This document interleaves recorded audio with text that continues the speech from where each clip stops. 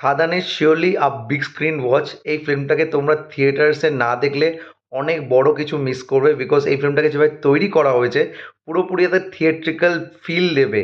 মানে এখানে যা কিছু দেখানো হয়েছে from the start to the end, it's just larger than life. এবং যেই চিন্তাভাবনাটা রেখেছে এই ফিল্মটাকে তৈরি করার জন্য, তার জন্য দেবদা এবং তার টিমকে জাস্ট হ্যাটস অফ।